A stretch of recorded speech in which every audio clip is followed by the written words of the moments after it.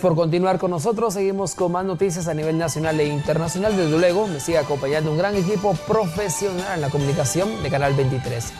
Continuamos con nuestros titulares.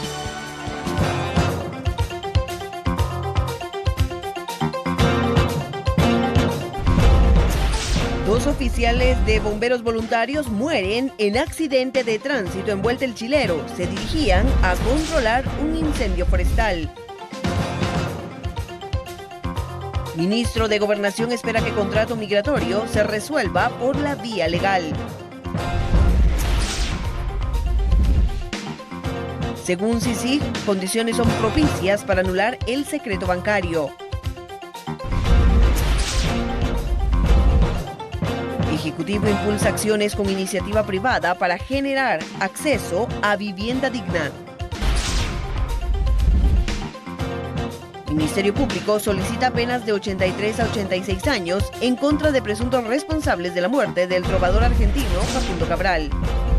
En internacionales, Donald Trump planea congelar envío de remesas a México de resultar electo presidente de Estados Unidos. Bien, es momento de dar inicio con la información de interés nacional. Recuerde que nos puede seguir a través de la plataforma virtual www.chapintv.com y vernos completamente en directo. Tomando en cuenta que existe en la sociedad guatemalteca y dada la coyuntura sobre el lavado de dinero a nivel internacional, el jefe de la Comisión Internacional contra la Impunidad en Guatemala, CICIG, Iván Velázquez, considera el momento propicio para la anulación del secreto bancario. Acciones planteadas por el Poder Ejecutivo que tienen como propósito el fortalecimiento de la Superintendencia de Administración Tributaria y otras entidades con el fin de evitar el lavado de dinero. Uno de los principales mecanismos utilizados en actos de corrupción es la eliminación del secreto bancario. Iván Velázquez, jefe de la Comisión Internacional contra la Impunidad en Guatemala, CICIG, considera que es el momento propicio para que el Congreso de la República apruebe dicha acción, dada la coyuntura en el ámbito internacional y con ello contener este flagelo. Yo creo que hay tantas voces favorables ahora en ese punto que es un momento propicio para que la regulación del secreto bancario, el levantamiento de la reserva bancaria pueda ser prontamente aprobado en el Congreso. Entiendo que ha habido unas discusiones desde hace unos meses con la Superintendencia de Administración Tributaria, el Ministerio de Finanzas, algunos expertos internacionales, de qué manera es conveniente establecer unas ciertas regulaciones, ahora una modificación en la Superintendencia de Administración Tributaria, y que en medio de esas discusiones también se ha avanzado bastante en cuanto al secreto bancario y en lo que, según entiendo, ya no hay realmente una oposición a que eso se regule como corresponde, sobre todo para garantizar que no haya protección a mecanismos de lavado, a ser mucho más transparente en ese sentido. Decisiones como la que recientemente tomó el Congreso de la República respecto de la aprobación de la reforma a la Ley Orgánica del Ministerio Público podría marcarse en la misma tendencia, es decir, como que vamos hacia un mejor camino, vamos emprendiendo un mejor camino en la modernización del Estado. Bueno, y el proyecto con la Corte Suprema de Justicia y lo que se trabajaba en la mesa técnica presidido por la CICIG y sociedad civil coinciden en que se debe de plantear las reformas al sistema de justicia que deben priorizar, por supuesto, la ampliación de la carrera judicial.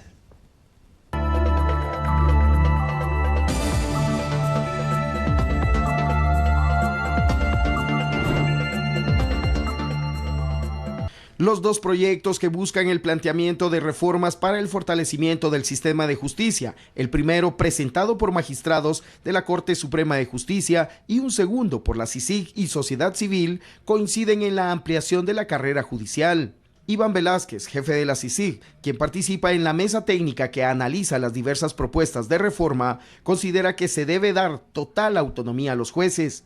Además, Velázquez dijo que se debe crear un consejo que esté a cargo del cumplimiento de la normativa establecida para el fomento de la carrera judicial.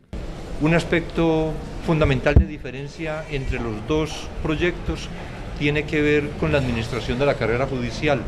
Nosotros consideramos que debe existir un consejo de la carrera de carácter permanente, de manera que sus miembros estén dedicados exclusivamente a la función de la administración de la carrera, que esté integrado por 7 miembros, que no esté presidido ni pertenezca el presidente de la Corte Suprema de Justicia o un magistrado de la Corte Suprema de Justicia, porque si es de carácter permanente, consideramos que los magistrados, bien pocos que son, deben estar dedicados a la función jurisdiccional, pero que designaría la Corte Suprema de Justicia un representante, que igualmente estaría un magistrado de sala elegido por sus pares, un juez de instancia y un juez de paz. Bueno, el Pleno de Magistrados del Tribunal Supremo Electoral conoció 32 impugnaciones respecto a 11 alcaldes electos que no podrán continuar en los cargos. Según los magistrados, los agraviados cuentan con 30 días para apelar ante la Corte Suprema de Justicia. María Eugenia Mijangos, magistrada vocal tercero del Tribunal Supremo Electoral, dijo que el Pleno de Magistrados ha revocado las 32 acciones de impugnación presentadas por 11 alcaldes electos que no podrán continuar en el cargo. El ente electoral decidió revocar las jefaturas ediles por informes obtenidos de diversas entidades que los califican como contratistas del Estado. Mijangos agregó que la ley estipula que los alcaldes en mención cuentan con 30 días para apelar ante la Corte Suprema de Justicia. Ellos ya se emitieron las resoluciones, pero recuérdense ustedes que ellos tienen 30 días, digamos, para impugnar y se va a llevar a cabo el proceso correspondiente. Que ya se resolvió, se presentaron 32 impugnaciones entre recursos de aclaración y ampliación y recursos de revisión. La mayoría de ellos fueron resueltos sin lugar. Ahí tienen, digamos, cada recurso, pues los motivos y los razonamientos y la base legal. Y entonces lo que podemos decir es que ellos ahora ya tienen la vía para recurrir de amparo ante la Corte Suprema de Justicia. Mijangos agregó que el Pleno ha iniciado con el proceso de cancelación de una agrupación política. Dice que se inicia el proceso de cancelación y eso fue lo que hicimos nosotros. Digamos, emitir una resolución donde estamos iniciando el proceso de cancelación. No es nada más así que se dicte la resolución. Bueno, y para evitar que la Organización Internacional del Trabajo designe para Guatemala una comisión de encuestas, el presidente de la República, Jimmy Morales, ha solicitado el apoyo a la cúpula empresarial del país.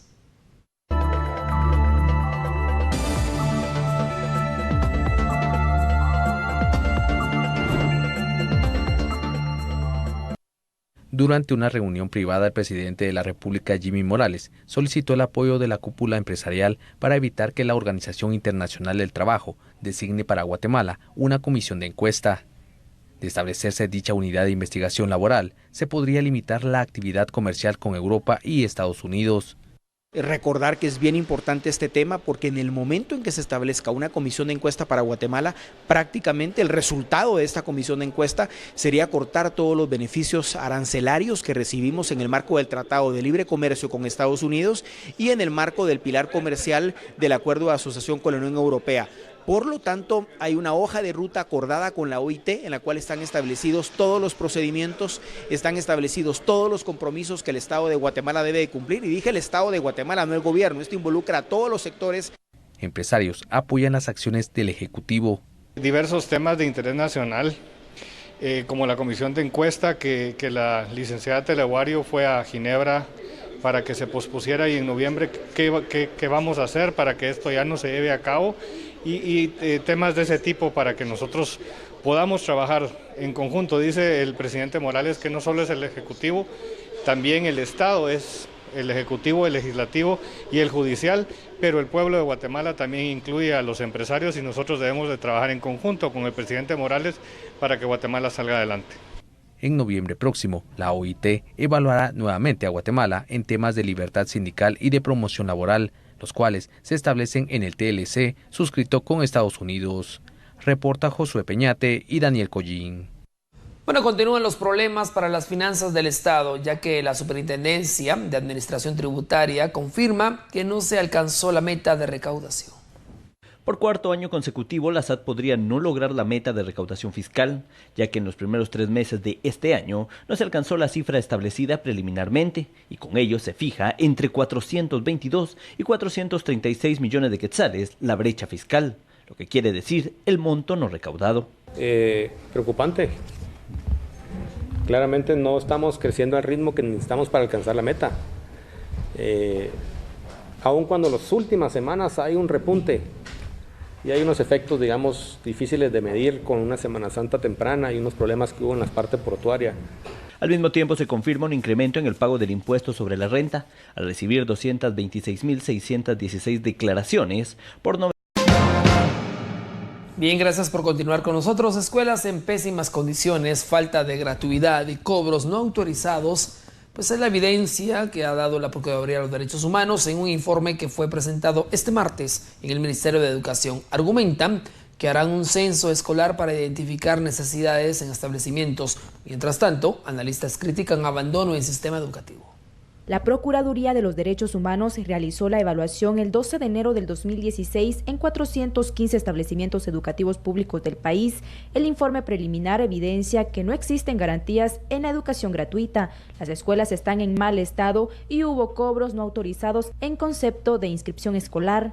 El documento también detalla que hay escuelas que no cuentan con organización de padres de familia, por lo que el 50% de los establecimientos carecen de los recursos económicos destinados para refacción escolar y otros programas de gratuidad. Esto incide en que los niños y niñas no tuvieron en los últimos meses y en los primeros meses de este año la refacción escolar, lo cual afecta también su nutrición y en alguna medida vulnera el derecho a la educación. Al conocer el informe, las autoridades del Ministerio de Educación dieron a conocer que se hará un censo escolar para identificar las necesidades en los establecimientos públicos. El Ministerio de Educación no cuenta ni con presupuesto ni con una unidad ejecutora para la infraestructura escolar. La situación en que se encuentra el sistema educativo es preocupante. Analistas consideran que el gobierno debe priorizar. Eso es lamentable y es parte de lo que hay que corregir, ya que el hecho de que estemos en crisis en las finanzas públicas debe llevarnos a priorizar y los recursos para las escuelas. La PDH asegura que las carencias en la educación pública es notoria, pues durante la evaluación encontraron niños que reciben clases en el suelo. Bueno, y pese a la crisis en la red hospitalaria de los años 2014 y 2015 para el año 2016, se cuenta con 717 millones de quetzales menos, obviamente, situación que podría proporcionar o propiciar un repunte de la crisis en el sistema de salud a nivel nacional. Con una reducción de 717 millones de quetzales en el presupuesto de la cartera de salud comparado con los recursos de 2015, analistas prevén una nueva crisis durante 2016. Arlyn Jiménez del Instituto por la Democracia dijo que algunos viceministerios y sobre todo la red hospitalaria a 3 meses del presente año han ejecutado más del 40% de los recursos asignados. Hay un repunte, ¿verdad?, en la crisis. Definitivamente es una crisis permanente y que se ha dado en los últimos 3 años anteriores. Lamentablemente el año pasado, 2015, 2014, pues ya se vio, ¿verdad?, esa crisis totalmente agudizada, una red hospitalaria totalmente abandonada por los anteriores gobiernos. Y en estos 3 meses del año 2016 nosotros resaltamos que esta red ya inicia el año con 717 millones menos de lo que tuvo asignado para el año 2015. Este año tiene 2.350 millones para funcionar la red hospitalaria y en el año 2015 tuvo 3.067 millones. O sea, ya de hecho en enero se empieza, ¿verdad?, con 717 millones menos y a 3 meses, ¿verdad?, los hospitales varios ya han ejecutado más del 40% de ese presupuesto. Podemos mencionar, ¿verdad?, el Hospital San Juan de Dios y el Roosevelt, que ya lleva un 41% el San Juan de Dios, el Roosevelt 43%, pero también hay hospitales a nivel departamental, como por ejemplo el de Coatepeque, que ya lleva un 40.72% de ejecución. El 7 de abril se conmemora el Día Mundial de la Salud. Jiménez considera que en el marco de esta fecha, autoridades deben replantear las políticas en salud y reorientar la ejecución presupuestaria para brindar una adecuada atención en centros asistenciales.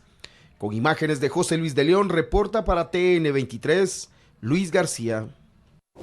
Bueno, según el Viceministerio de Vivienda, se trabaja en acciones con iniciativa privada para la reducción en tasas de interés. En créditos, por supuesto, para el acceso a la vivienda, tomando en cuenta que en el país, solo en el país, 1.600.000 familias carecen de un techo digno. Según cifras del Viceministerio de Vivienda, en el país al menos 1.600.000 familias carecen de un techo digno. Carlos Varías, a cargo del citado viceministerio, dijo que se han planteado una meta para 4 años de la construcción de al menos 100.000 viviendas populares, lo que representaría una reducción del 4% en el déficit habitacional. El déficit de vivienda actualmente alcanza casi el 1.6 millones de viviendas. Estos se dividen entre déficit cualitativo, que son todas aquellas viviendas que necesitan de mejoras, sea de prestación de servicios públicos o de mejoras en su calidad de techo, suelo, paredes, y el déficit cuantitativo, que en realidad está alrededor del 35% de todo el déficit, que sí son aquellas personas que no tienen acceso a una vivienda. La propuesta y la meta que se ha planteado este gobierno para los siguientes 4 años es reducir de un 4% el déficit cuantitativo y cualitativo. En realidad este es un reto enorme porque lo que se tienen que generar son los mecanismos y las bases, tanto financieras como legales, para poder tener un desarrollo mucho más fuerte en el caso de vivienda.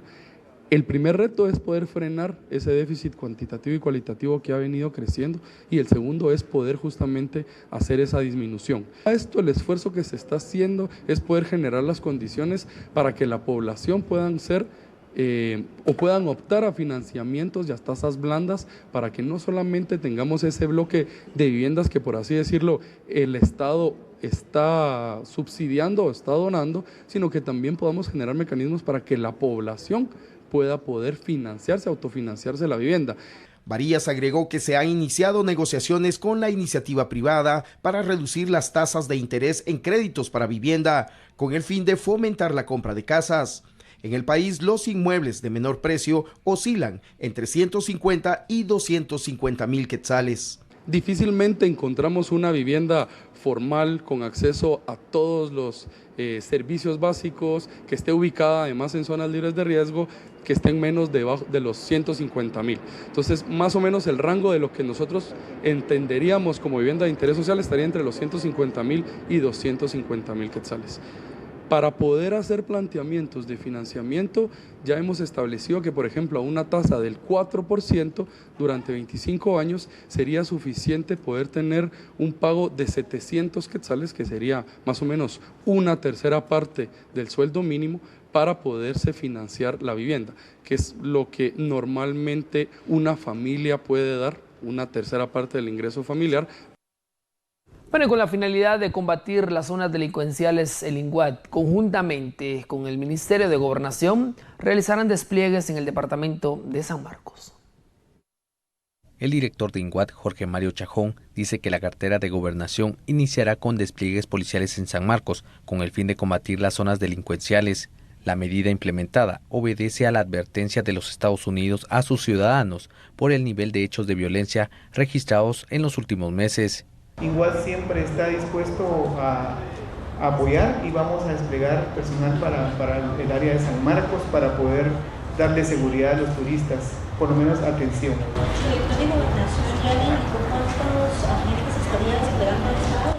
No me dio números, pero sí va a incrementar su presencia, no solo con elementos de Policía Nacional Civil, sino también con elementos apoyados por elementos del Ejército de Guatemala.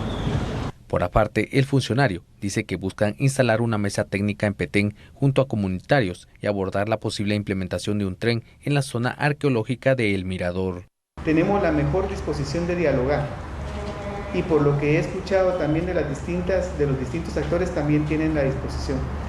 Yo esperaría que se instale una mesa y que podamos empezar a avanzar en cuál es la visión que como país debemos tener del Mirador, porque es algo que sí nos pertenece a todos y es algo también que es importante conservar, pero también es importante proteger a las poblaciones que han vivido ahí por decenas de años.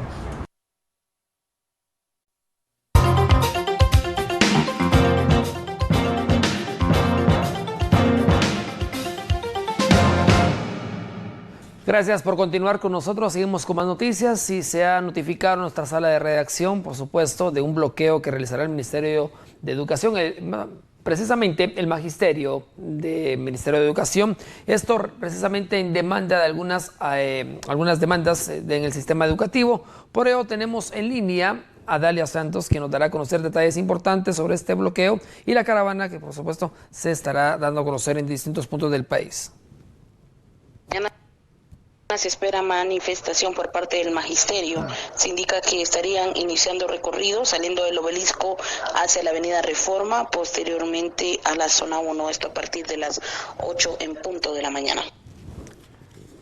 Bien, así que usted tome en cuenta los datos. Gracias, Dalia, por este importante reporte que nos ha dado a conocer en este momento en distintos puntos a partir de las 8 de la mañana, por lo que usted tendrá que tomar en cuenta esto para no, de alguna manera, no ocasionar algún atraso para su lugar de trabajos o estudio. Continuamos. El docente Gustavo Asensio Mexicanos quedó ligado a proceso por su presunta responsabilidad en el fallecimiento del estudiante del Liceo Javier, Edward Alexander Aldana Fuentes.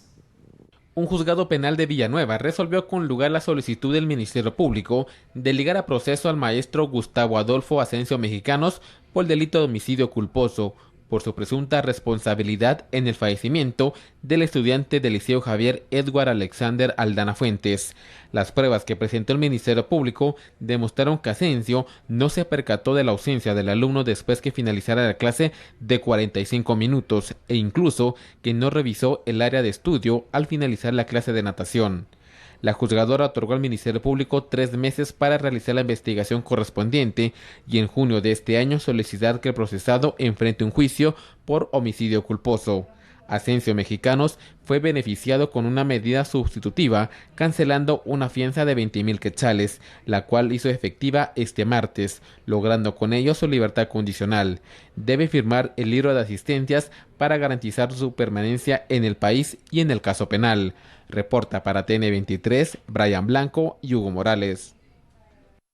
Bueno, el Ministerio Público solicitó a los jueces del Tribunal Primero de Mayor Riesgo de 83 a 86 años de prisión en contra de los presuntos implicados en el asesinato del trovador argentino Facundo Cabral.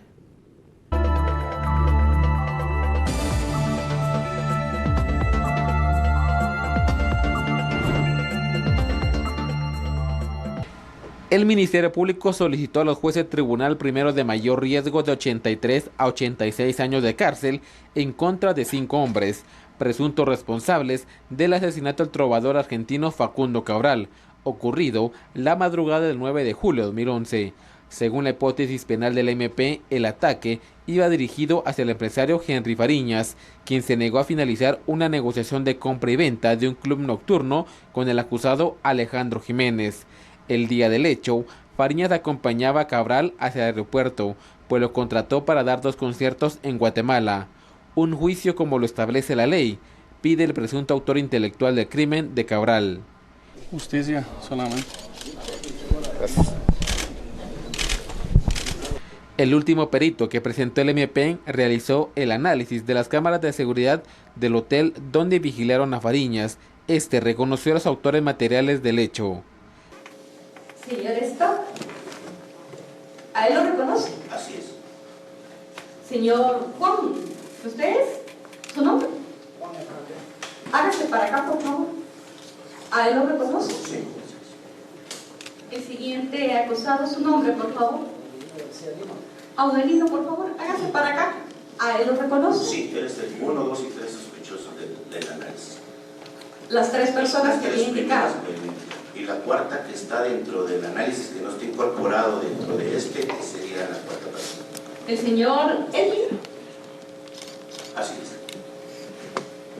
Sí, efectivamente, hay una quinta persona que no reconozco que estuvo en la escena. Este miércoles será el turno de los abogados defensores de debatir la petición del fiscal del caso. La lectura de sentencia podría ser el próximo jueves. Reporta para TN23, Brian Blanco y Hugo Morales.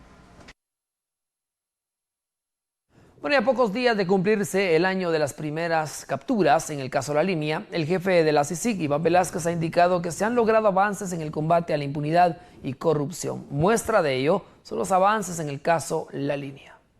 El 16 de abril se cumplirán 365 días de la captura de varios funcionarios de la Superintendencia de Administración Tributaria SAT, señalados de conformar una estructura de defraudación aduanera, denominada La Línea.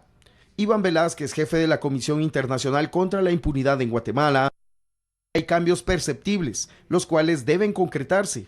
El comisionado dijo que los guatemaltecos han adquirido la cultura de denuncia sobre muchos casos de corrupción.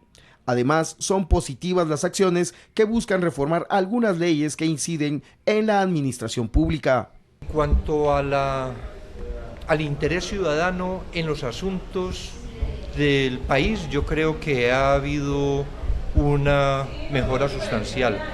Creo que desde diversos sectores de la sociedad, organizaciones, aún individualidades que se expresan públicamente siempre en la misma dirección contra la corrupción, por un actuar independiente del sistema de justicia, en eso creo que hemos ganado. Decisiones como la que recientemente tomó el Congreso de la República respecto de la aprobación de la reforma a la Ley Orgánica del Ministerio Público podría marcarse en la misma tendencia, es decir, como que vamos hacia un mejor camino, vamos emprendiendo un mejor camino en la modernización del Estado. Velázquez agregó respecto al tiempo que lleva el caso La Línea que han existido atrasos, pero esto no implica a las partes, sino son decisiones del juez a cargo en búsqueda de tener un mejor panorama de los elementos a evaluar. La lentitud del proceso no es atribuible en este momento a ninguna parte de ese proceso. Ha obedecido especialmente a decisiones que ha adoptado el juez, que busca definir el mejor escenario para que se pueda producir el juicio. Lo que ocurrió, por ejemplo, respecto a la acumulación de las causas contra el expresidente, la exvicepresidenta, la exintendente, el exsecretario privado, a la primera actividad que se había desarrollado el 16 de abril con los 20 y tantos iniciales personas vinculadas a esta investigación.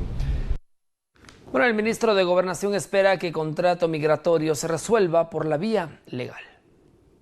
Francisco Rivas, ministro de Gobernación, aclaró que el supuesto contrato por más de 800 millones de quetzales con la empresa que proveería el servicio técnico en control migratorio fue cancelado por sus antecesores Mauricio López Bonilla y Eunice Mendizábal en 2015, por lo que su administración espera resolver los asuntos legales en los tribunales correspondientes. El contrato fue rescindido por el ministro Mauricio López Bonilla y en contra de esa resolución se interpuso un recurso de reposición. Cuando la exministra, la licenciada Eunice Mendizábal, le corresponde conocer esa impugnación, esa se declara sin lugar. Y si la empresa SAG lo pone algún tipo de, ¿cuál es el término? Como se presenta ante tribunales y los demanda, ¿qué procede? Pues a mi criterio es el mejor escenario, es un espacio democrático donde vamos a estar ante un tribunal, dos partes, dilucidando una controversia. Creo que es lo más justo dentro de un Estado de Derecho. El funcionario comentó que se realizarán los procesos de licitación para mejorar el control migratorio de nuestro país, pero sin afectar los intereses del Estado.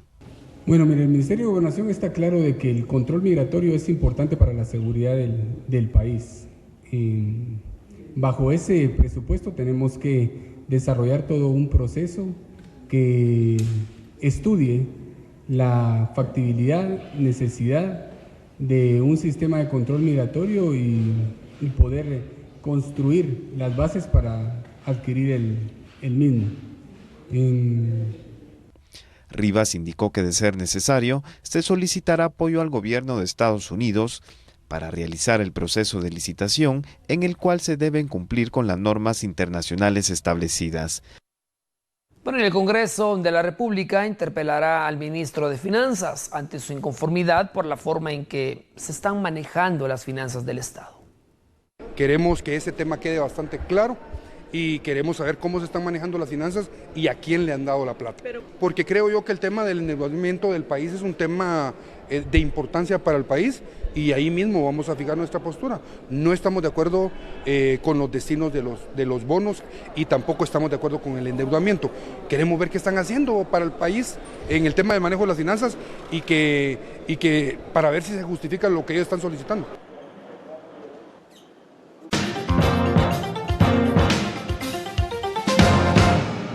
Bien, estamos de regreso con más información. 2 bomberos voluntarios fallecieron en un accidente en ruta a El Salvador, en la vuelta conocida como El Chilero. René Sánchez, de 45 años, y José Antonio Porras, de 65, ambos socorristas de bomberos voluntarios, murieron en un accidente de tránsito en el kilómetro 33 de la ruta a El Salvador, en el lugar conocido como la Vuelta al Chilero. César González, comandante general de bomberos voluntarios, confirmó que los fallecidos daban cobertura a un incendio a la altura del kilómetro 54, el cual había sido reportado al número de emergencia 122. Bloqueada, ¿verdad? Sé que sí, a cubrir un incendio iban, comandante. Sí, iban a cubrir un incendio de una bodega al kilómetro 54, fue lo que me indicó la cabina y aquí lo estoy corroborando ahorita que el oficial me dijo que ya no mandaran más vehículos, que ya estaba a controlar la situación.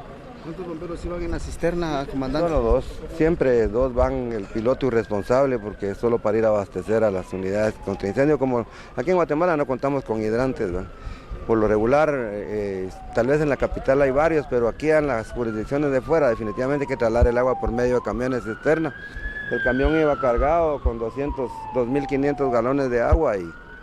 El camión cisterna, en el que se conducían los socorristas, por causas desconocidas, colisionó contra un vehículo tipo pick-up, en el cual se conducían 3 personas, las cuales fueron trasladadas por bomberos municipales departamentales al hospital de Cuilapa, Santa Rosa. Este miércoles se tiene previsto se realicen las honras fúnebres en honor de los socorristas René Sánchez y José Antonio Porras en la sede de la Estación Central de Bomberos Voluntarios. Bueno, asimismo, en la ruta que conduce a Pueblo Nuevo, Viña, Santa Rosa, fue localizado un vehículo totalmente quemado y en su interior se presume se encontraban 2 cuerpos calcinados. En horas de la mañana de este martes, la Policía Nacional Civil localizó en un sector desolado del kilómetro 43 de la ruta que conduce a Pueblo Nuevo, Viñas, departamento de Santa Rosa, un vehículo completamente calcinado. En el interior, 2 cuerpos fallecidos. Sí, efectivamente se tuvo conocimiento el día de hoy de horas de la mañana de una camioneta que estaba incinerada en el kilómetro 43, ruta Pueblo Nuevo Viñas, a lo cual ya se coordinó el Ministerio Público, investigadores, para que le den seguimiento al caso y verifiquen conforme la placa quién es el propietario, de dónde vive, para darle seguimiento, para establecer el modus operandi de la situación. Vecinos del lugar indicaron que en otras ocasiones a cercanía de este sector han sido localizados otros cadáveres, por lo que solicitan a la Policía Nacional Civil prestar mayor seguridad en el sector. Bueno, la verdad es que yo lo que miro es de que está muy descuidado el área, ¿verdad? Y el lugar está apropiado, ¿verdad? Para que la gente haga este tipo de cosas, ¿verdad? Está muy solo el lugar. Ya no es primera vez de que ha pasado esto por acá. Se ve bastante seguido estos hechos, o sea, yo pienso que sería necesario un poco de más seguridad, ¿verdad?, en el lugar. El Ministerio Público inició con las investigaciones para determinar quiénes fueron los responsables de abandonar este vehículo con 2 cuerpos en su interior. Para TN23, con imágenes de Denis Zacarías, reporta Julio Hernández. Bueno, y capturan a un hombre sindicado de intentar abusar de una mujer en el interior de un bus sobre la calzada San Juan, zona 7 capitalina. Por abusos deshonestos en contra del detenido de intentar abusar de la menor.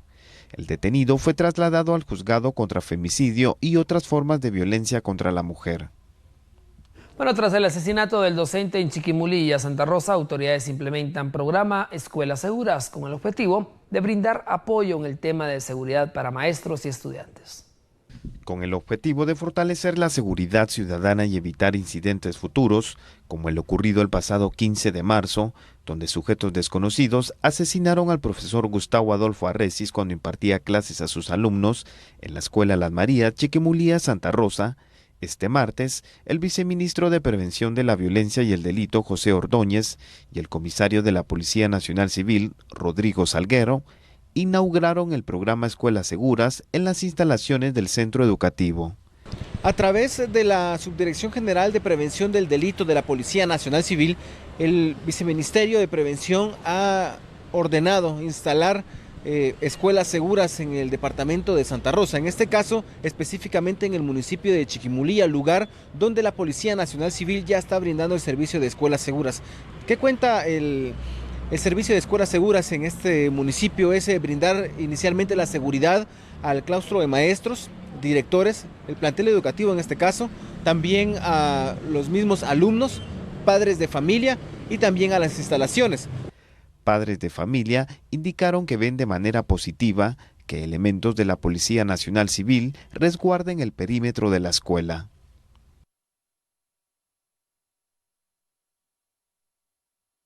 Bien, de esta manera hemos finalizado esta información, por supuesto con lo más destacado hasta el momento a nivel nacional e internacional. Agradecemos su preferencia, siga con nosotros, hasta pronto, buenas noches.